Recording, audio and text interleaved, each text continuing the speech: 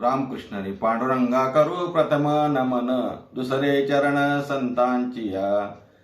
धन्य धन्य एकनाथ तुमचे चरणी माझा माथ, तुमचे चरणी माझा माथ, तुमचे चरणी माझा माथ. पंढरीश पांडुरंग परमात्मा आणि शांती ब्रह्म एकनाथ महाराजांचे चरणी नमन करून आपले चालू असलेली चिंतन मालिका नाथांची भारुड, आज त्याचा भाग 3 आहे. आणि या 3ऱ्या भागामध्ये आज आपल्याला एका भारुडावर चिंतन करायचं आहे. भारुडाचं नाव असं आहे पिंगळा. पिंगळा. काल आपण दादला या भारुडावर चिंतन केलं आणि आज आपल्याला चिंतन करायचं आहे ते पिंगळा या भारुडावर.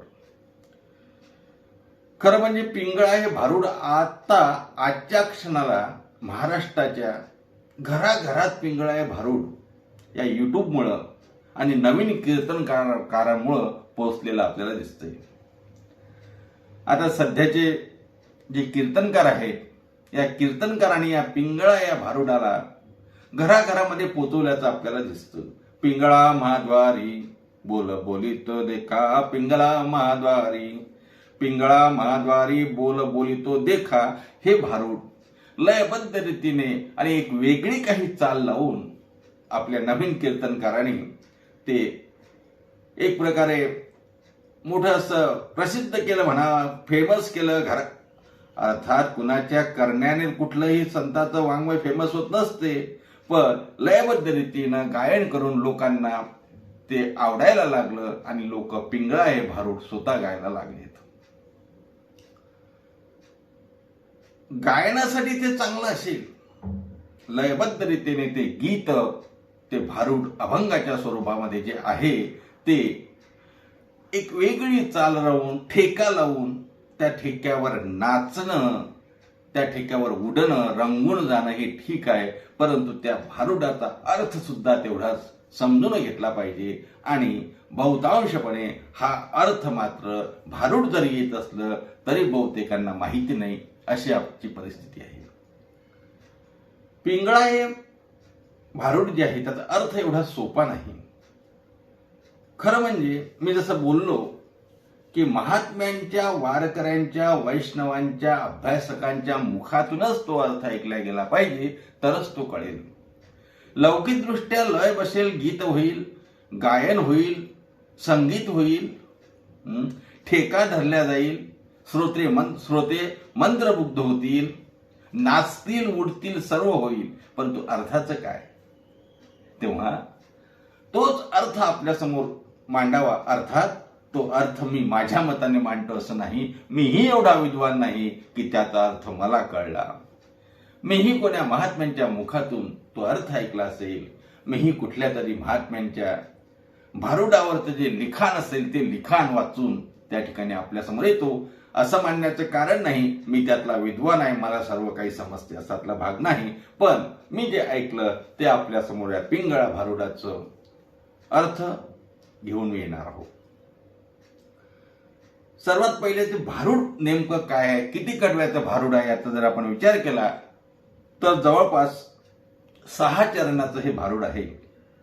नाथ महाराज या भारुडातून पिंगळाच्या माध्यमातून आपल्या समोर येतात. पहिले मी ते भारुड सांगतो, भारुड म्हणतो आणि नंतर मग अर्थाकडे वळू. भारुड असं आहे, पिंगळा महाद्वारी बोली बोली तो देखा, पिंगळा महाद्वारी डौर फिरवी तो डुगडुगू ऐका, डौर फिरवी तो डुगडुगू ऐका, पिंगळा महाद्वारी बोल बोल तो देखा, पिंगळा महाद्वारी वरल्या आळीला तुम्ही सावध राहावे, वरल्या आळीला तुम्ही सावध राहावे, पाटील बुवाला मन लावून सवे, पाटील बुवाला मग लावून सवे, चिठ्ठी येईल बा मग पडेल ठावे, चिठ्ठी येईल बा मग पडेल ठावे, पिंगळा महाद्वारी बोल बोली तो देखा, पिंगळा महाद्वारी मधल्या आळीला एक बायको फिरे, तिजला तुम्ही साधा मग पडेल पुरे, नाहीतर पाटलोबा तिची पळतील उरे, पिंगळा महाद्वारी बोल बोली तो देखा पिंगळा महाद्वारी. आणि एक वारे सुटेल तातडी, पाटील बुवाची मग पडेल माडी, तिची 5 पोरे लागतील देशोधडी, पिंगळा महाद्वारी. बोल बोली तो देखा पिंगळा महाद्वारी. आणि एका कैसे नवल झाले, गावच्या पांड्यांनी पाटलास नागविले, साऱ्या कागदाचे शून्य एकच केले, पिंगळा महाद्वारी. बोल बोली तो देखा पिंगळा महाद्वारी. हिंडता फिरताना एक शकुन सांगे, त्याच्या सत्तेने ह्या आळीस वागे, संता घरचा बाईक तुकडा मागे, पिंगळा महाद्वारी. बोल बोली तो देखा पिंगळा महाद्वारी. आणि हे जरी नाही काल तरी दुसरा येईल, हे जरी नाही काल, सरते शेवटी या काळ बांधून नेईल, सरते शेवटी या. एका जनार्दनी आमचे काय बाजाईल, एका जनार्दनी आमचे काय बाजाईल, पिंगळा महाद्वारी. बोल बोली तो देखा पिंगळा महाद्वारी. डौर फिरवितो डुगडुगू ऐका, पिंगळा महाद्वारी. बोल बोली तो देखा पिंगळा महाद्वारी. अशा प्रकारचे हे भारूड आहे. या भारुडातून शांतीब्रह्म एकनाथ महाराज पिंगळा या रूपाने आपल्याला काहीतरी उपदेश करतात, पिंगळा या दृष्टीने काहीतरी शकून सांगतात. मुळात पिंगळा म्हणजे काय, आता आपण थोडा विचार केला पाहिजे. पिंगळा हा एक पक्षी आहे महाराज. घुबड पक्षाचं नाव आपण ऐकलं असेल. बरेचदा काही लोक घुबड या पक्षाला घुबड नाव सुद्धा घेत नाहीत, एवढा अपशकुनी तो पक्षी मानतात. आहे काही लोकांचा समज आहे.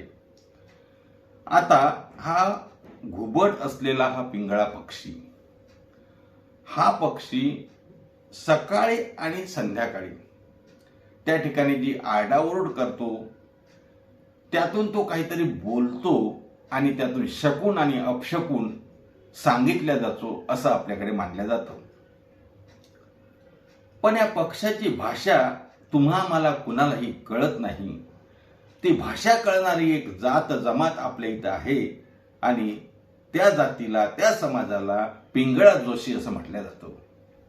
तेव्हा या पिंगळा पक्षाची भाषा समजणारा जो जोशी, तो पिंगळा जोशी, तो खेड्यापाड्यामध्ये पूर्वीच्या काळी जायचा. आता जातात की नाही माहिती नाही, पण आमच्या लहानपणी आम्ही त्याला बघितलं. पिंगळा जोशी हा सूर्योदयाच्या अगोदर म्हणजे किरण अशा अंधारामध्ये, पूर्वी लाईट नव्हते, प्रकाश व्यवस्था नव्हती, आणि सकाळी सकाळी म्हणा किंवा रात्री 2-3 वाजता नंतर हा पिंगळा जोशी यायचा. हातामध्ये कंदील, डोक्यावरती पागोट, गळ्यात माळा, भस्म लावलेलं, आणि हातामध्ये त्याच्या असायचं एक डमरू टाईप कुडमुडं. कुडमुडं नावाचं ते वाद्य होतं. त्याला डमरूही म्हणता येणार नाही, पण डमरू सारखं दिसणारं ते वाद्य होतं. आणि तो वाद्याचा आवाज डुक डुक डुक डुक डुक डुक डुक डुक असा आवाज यायचा. सकाळी त्याची आरोळी यायची आणि तो ते डमरू वाजवू द्यायचं, कुडमुडं वाजवू द्यायचं आणि काहीतरी सांगायचं महाराज, काहीतरी बोलायचं. ते समजो कर न समजो, घरातली आई, घरातली म्हातारी, घरातली कोणीही महिला काहीतरी सुपामध्ये धान्य घ्यायची आणि त्याला नेऊन द्यायची. असा तो पूर्वीचा काळ. तेव्हा असा हा पिंगळा जोशी काहीतरी भविष्य सांगणार आणि यांनी सांगितलेलं भविष्य खरं होणार असा हा समज. अर्थात बऱ्याच लोकांच्या मते पिंगळा शकुनच्या ऐवजी अपशकुनच जास्त सांगायचे. आणि म्हणून या पिंगळा जोशीचा कोप होऊ नये म्हणून त्याला सुखी करण्यासाठी, त्याला खुश करण्यासाठी धान्य दिल्या जायचं, काही जे असेल ते सामुग्री दिल्या जायची. आता या पिंगळेच्या माध्यमातून, या पिंगळा जोशीच्या माध्यमातून काहीतरी बोध जनसामान्याला देण्यासाठी एकनाथ महाराजांनी या भारुडातून पिंगळा नावाचं हे भारूड आमच्या समोर ठेवलं. महाराज असं म्हणतात, पिंगळा महाद्वारी पिंगळा ही आपल्या देहामध्ये, आता थोडासा आध्यात्मिक दृष्टीने विचार केला आणि लौकिक दृष्टीनं दोन्हीचा विचार आपण एकत्रित करूया. पिंगळा आपल्या द्वारामध्ये आली, पिंगळा जोशी आपल्या द्वारामध्ये आली, डमरूचा आवाज करतो, त्या कुडमुड्याचा आवाज करतो. कसा आवाज करतोय? डौर फिरवितो डुगु डुगु ऐका, डुगु डुगु डुगु डुगु डुगु डुगु डुगु डुगु, डौर फिरवितो डुगु डुगु ऐका, पिंगळा महाद्वारी बोल बोलितो ऐका, पिंगळा महाद्वारी. तो डमरूचा आवाज करतो आणि आपल्याला त्याच्याकडे आकर्षित करून काही उपदेश करतो महाराज. तो उपदेश करतो, वरल्या आळीला तुम्ही सावध राहावे. अरे वर जे आहात ना तुम्ही, वरच्या आळीला जे आहे ते सावध व्हा, सावध व्हा. काय सावध व्हायचं आम्ही? पाटील बुवाला मग लावून सवे. वर पाटील बुवा आहेत ना, सावध व्हा पाटील बुवा, सावध व्हा. या देहामध्ये जो पाटील आहे, तुम्हाला सांगू का, पाटील म्हणजे या जीवाला, मनाला पाटील असं म्हटलं. या देहामध्ये जे मन आहे, जे जीव आहे, त्याला पाटील अशी संज्ञा या ठिकाणी दिलेली आहे, रूपक केलेलं आहे की वरच्या आळीला सावध व्हावे, पाटील बुवाला मग लावून सवे. पाटील बुवाला जाग करा, आणि जाग जर झाला नाही ना तर चिठ्ठी येईल बा मग पडेल ठावे. मग तिथं चिठ्ठी आली ना तर मग जागा होशील का? अरे जागा हो, काय आयुष्याचा नाश करत बसलाय की काय? आता तरी पुढे हाची उपदेश, नका करू नाश आयुष्याचा. आयुष्याचा नाश करू नको, जागा हो, पाटील बुवा जागा हो, पाटील बुवा जागा हो. पाटील बुवा जागा हो म्हणजे जीवाला म्हणतात, जीवा सावध हो. देहाशी तुझं जे तादात्म्य आहे ते दूर कर आणि सावध हो. कारण चिठ्ठी येईल ना. कोणाची चिठ्ठी येते? यमाची चिठ्ठी येईल. म्हणजे तुला मृत्यू लोकामध्ये तुझा मृत्यू येईल, यम उभा राहील आणि मग जागा होशील का? म्हणून पिंगळा महाद्वारी बोल बोलितो देखा. पिंगळा जोशी आपल्याला शकून सांगतो, आपलं भविष्य सांगतो की जागे व्हा, जागे व्हा, जागे व्हा. वरच्या आळीला सावध व्हा, सावध व्हा. नेहमी संत महात्मे आपल्याला जाग करतात. महाराज उठा, जागे व्हा रे आता, स्मरण करा पंढरीनाथ, भावे चरणी ठेवा माथा, चुकवी व्यथा जन्माच्या. उठा, जागे व्हा रे, जाग व्हा. या पिंगळा नाव भारुडामधून सुद्धा पिंगळा जोशीच्या माध्यमातून संत महात्मे आपल्याला जाग करतात. वरच्या आळीला सावध व्हावे. आणि दुसऱ्या कडव्यामध्ये सांगतात, मधल्या आळीला एक बायको फिरे, तिजला तुम्ही साधा मग पडेल पुरे, नाहीतरी पाटलोबा तिची पळतील गुरे. याच्यात बायको कोण आहे, पाटलोबा कोण आहे, गुरे कोण आहे, याचा विचार करावा लागेल. मधल्या आळीला बायको फिरे. बायको म्हणजे कोण?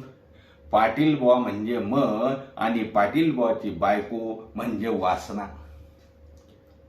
ही देहामध्ये आपली जी वासना आहे ना, ही वासना एवढी बळावत चालली, एवढी बळावत चालली की वासनेला काबूत ठेवावं, या इच्छेला काबूत ठेवावं. वासना म्हणेल कसं करू नये महाराज. कारण या वासनेमुळे आपण आपल्या जीवनाचं त्या ठिकाणी दुर्दैव करून घेतो. पुन्हा जन्म पुन्हा मरण हे वासनेमुळे आहे ना. एकनाथ महाराज म्हणतात ना, जन्म घेणे लागे वासनेच्या संगे, त्याची झाली अंगे हरी रूप. पुन्हा जन्म पुन्हा मरण कशामुळे महाराज? वासनेमुळे आहे. म्हणून ही वासनारूपी बायको हिला आपल्या मुठीत ठेव, हिला आपल्या काबूत ठेव. नाहीतर काय होईल? म्हातारपणी या वासनेची जे पोरं आहे, म्हणजे बायकोची पोरं जे म्हटलं, म्हणजे वासनेची जे पोरं आहे, गुरढोर आहेत, इंद्रे नाम गुरेढोरे, गो नाम इंद्रिय असं जे म्हटलेलं आहे ना, ते हे गुरेढोरे म्हणजे आपले इंद्रिय सुसाट सुटतील, जे करू नये ते करतील. म्हणून त्याला आवर घालण्यासाठी या भारुडाच्या दुसऱ्या चरणात सांगितलं, मधल्या आळीला एक बायको फिरे, तिजला तुम्ही साधा मग पडेल पुरे, नाहीतरी पाटलोबा तिची पळतील गुरे. पिंगळा महाद्वारी बोली बोलत देखा, पिंगळा महाद्वारी.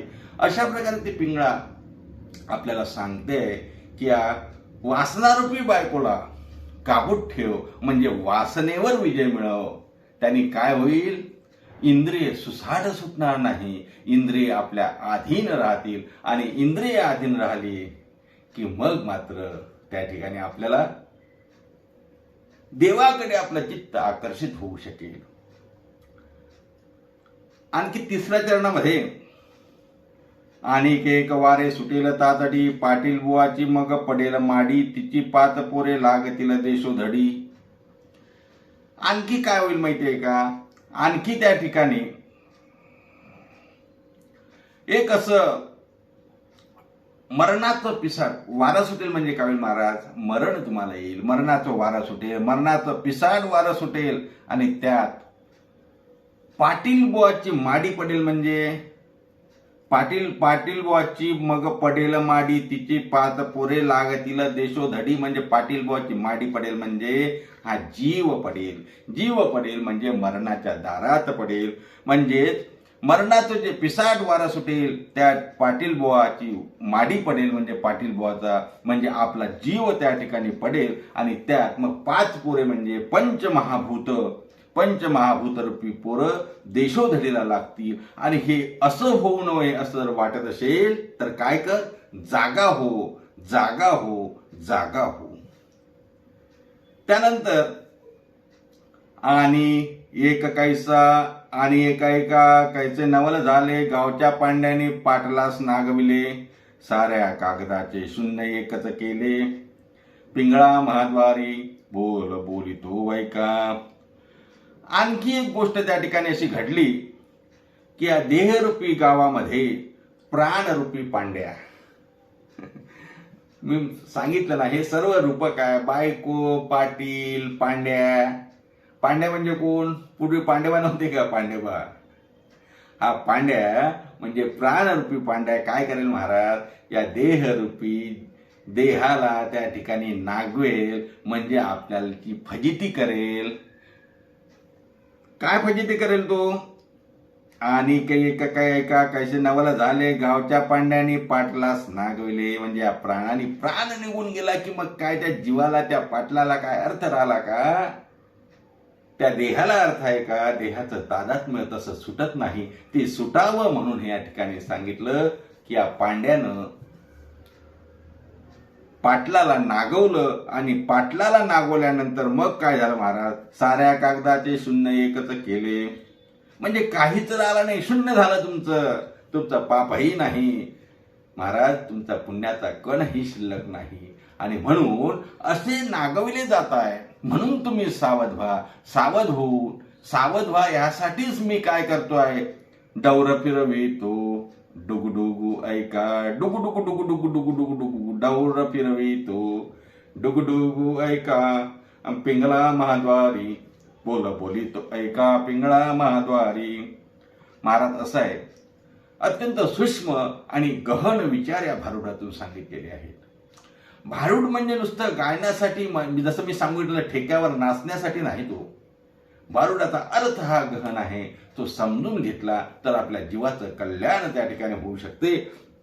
पुन्हा आणखी याच भारुडाच्या 5व्या चरणामध्ये नाथ महाराज असं म्हणतात, हिंडता फिरताना एक शकुन सांगे, हिंडता फिरताना एक शकुन सांगे, त्याच्या सत्तेने या आळीच वागे, संता घरचा बाईक तुकडा मागे, पिंगळा महाद्वारी बोल बोली तो देखा, पिंगळा महाद्वारी. नाथ महाराज या जोशी पिंगळाच्या मुखातून आपल्यासमोर शकुन सांगतात, उपदेश करतात की बाबा रे, संता घरचा एक तुकडा घे. म्हणजे संतांना शरण जा. ज्ञानाचा तुकडा त्यांच्याजवळूनच तुला मिळेल, दुसरीकडून मिळणार नाही. ते ज्ञान पाहिगा बरवे, जरी म्हणे आत या नावे, तरी संताया भजावे सर्वस्वेसी.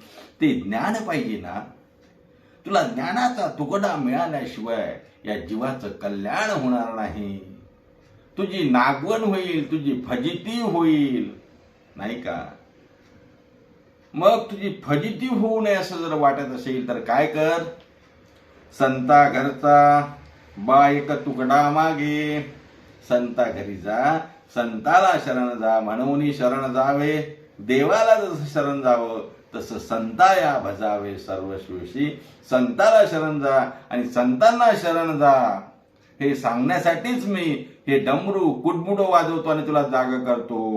डौर फिरवितो डुगडुगू ऐका, डुगडुगू डुगडुगू डुगडुगू डुगडुगू. डौर फिरवितो डुगडुगू ऐका, पिंगळा महाद्वारी बोल बोलितो ऐका. पिंगळा महाद्वारी बोल बोलितो देखा, पिंगळा महाद्वारी.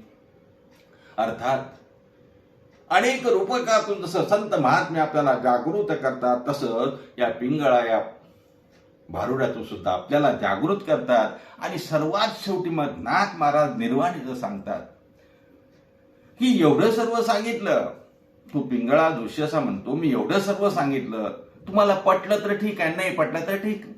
मी काय करू शकतो? सांगणं माझं काम आहे, सुधारणं तुमचं काम आहे. मी सांगतोच आहे, तुम्हाला प्रत्येक वेळेस सांगतो. फिरताना एक हिंडता फिरता एक शकून सांगे, त्याच्या सत्यने आळीस वागे. संता घरचा बा एक तुकडा मागे. हे सर्व मी सांगतो, पण तुम्ही जर ऐकत नसाल तर मी काय करू? तुम्ही ऐकावं ही माझी इच्छा आहे, तुमचं भलं व्हावं ही माझी इच्छा आहे. कारण जगाच्या कल्याणा संतांच्या विभूती देह कष्टविती परोपकारे. तुम्हाला ज्ञानाची भाषा कळत नाही, तुम्हाला वैराग्याची भाषा कळत नाही, तुम्हाला द्वैताची भाषा कळत नाही, तुम्हाला ब्रह्ममायेची भाषा कळत नाही. आता तुम्हाला पिंगळा जोशीची तर भाषा कळू द्या. तुम्हाला एवढं मी सर्व उदाहरण सांगतो आहे. तुम्हाला मी पाटीलवा सांगितला, बायको सांगितली, गुरेढोरे सांगितले, पांड्या सांगितला या अभंगामध्ये, तरी तुम्हाला कळत नाही का? कळून वळत नाही? मग त्या ठिकाणी नाथ महाराज म्हणतात, अरे बाबा एक लक्षात घे, हे जर तुम्ही ऐकलं नाही तर काय होईल? हे जरी नाही काल तरी दुसरा येईल. हे जरी नाही काल, हे जरी नाही काल तरी दुसरा येईल. हे जरी नाही काल. सरत शेवटिया काळ बांधून नेईन. सरत शेवटिया काळ बांधून नेईन. सरत शेवटिया एका जनार्दनी आमचे काय बा जाईल. एका जनार्दनी आमचे काय बा जाईल. पिंगळा पिंगळा पिंगळा महाद्वारी बोल बोली तो देखा. पिंगळा महाद्वारी बोल बोली तो देखा. पिंगळा महाद्वारी डौर फिरवितो डुगडुगू ऐका. डौर फिरवितो डुगडुगू ऐका. डुगडुगु डुगडुगु डुगडुगु डुगडुगु डौर फिरवितो डुगडुगु ऐका. पिंगळा पिंगळा पिंगळा महाद्वारी बोल बोली तो देखा. पिंगळा महाद्वारी. नाथ महाराज शेवटच्या चरणामध्ये त्या ठिकाणी निर्वाणीचं सांगतात. तुम्ही जर ऐकत नसाल ना, हे जरी नाही काल तरी दुसरा येईल, हे जर ऐकलं नाही ना तुम्ही, तर काय होईल महाराज?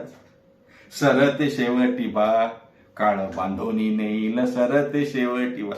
शेवटी काय होईल? तो काळ येईल. तो तुम्हाला काय परवानगी घेईल का येऊ का म्हणून? तुम्हाला सांगून येईल का तो?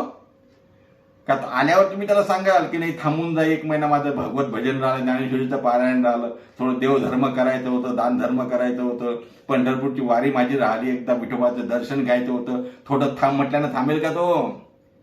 नाही थांबणार. म्हणून आत्ताच जागा हो, नाहीतर सरते शेवटी बा काळ बांधून नेईल. सरते शेवटी बा. आणि मग असं झालं तर आमचं काय जाईल? आम्ही तर सांगतोय, तुम्हाला उपदेश करतोय, तुम्ही ऐकत नाही ना. मग एका जनार्दनी आमचे काय बा जाईल. एका जनार्दनी आमचे काय बा जाईल. पिंगळा पिंगळा पिंगळा महाद्वारी बोल बोली तो देखा. पिंगळा महाद्वारी बोल बोली तो देखा. पिंगळा महाद्वारी. अर्थात नाथ महाराज म्हणतात आमचं काही जाणार नाही, पण तुमच्या कल्याणासाठी तुमच्या भल्यासाठी आम्ही सांगतोय की आमचं ऐका बाबांनो, ऐका. भजन मार्गाला लागा, भक्ती मार्गाला लागा. आणि भक्ती मार्गाला जर लागले नाही तर शेवटच्या क्षणी काळ येईल आणि न सांगता बांधून घेऊन जाईल. आणि काय होईल माहित आहे का? मग कुठे नेईल? काय वैकुंठात नेईल का? सर्वांना माहित आहे कुठे नेईल आणि काय करेल. यमाचे यमदंड पडतील माथा, ऐका. मारीची धोडती यमाचे यमदूत. तेव्हा असं होऊ नये असं वाटत असेल तर भक्ती मार्गाला लागा, जागे व्हा, सांगतो ते ऐका. असं नाथ महाराज या भारुडातून आपल्याला सांगतात. पिंगळा या भारुडावर आपल्याला जसं चिंतन करता आलं तसं करण्याचा आपण प्रयत्न केला. तुर्तास आज आपण इथेच थांबू. पुढच्या भागामध्ये पुन्हा भेटूया दुसरं भारूड घेऊन चिंतन करण्यासाठी. तोपर्यंत सर्वांना रामकृष्ण हरी. पण नाथ महाराजांचं आपल्याला भजन करावं लागेल, कारण त्यांचं भारूड चालू आहे. भानुदास एकनाथ, भानुदास एकनाथ, भानुदास एकनाथ, भानुदास एकनाथ, भानुदास एकनाथ, भानुदास एकनाथ, भानुदास एकनाथ, भानुदास एकनाथ, भानुदास एकनाथ, भानुदास एकनाथ, भानुदास एकनाथ, भानुदास एकनाथ. पुंडलिक वरदहरी विठ्ठल श्री ज्ञानदेव तुकाराम, दत्तात्रय जनार्दन श्री एकनाथ, माऊली ज्ञानेश्वर महाराज की जय. शांती ब्रह्म श्री संत एकनाथ महाराज की जय.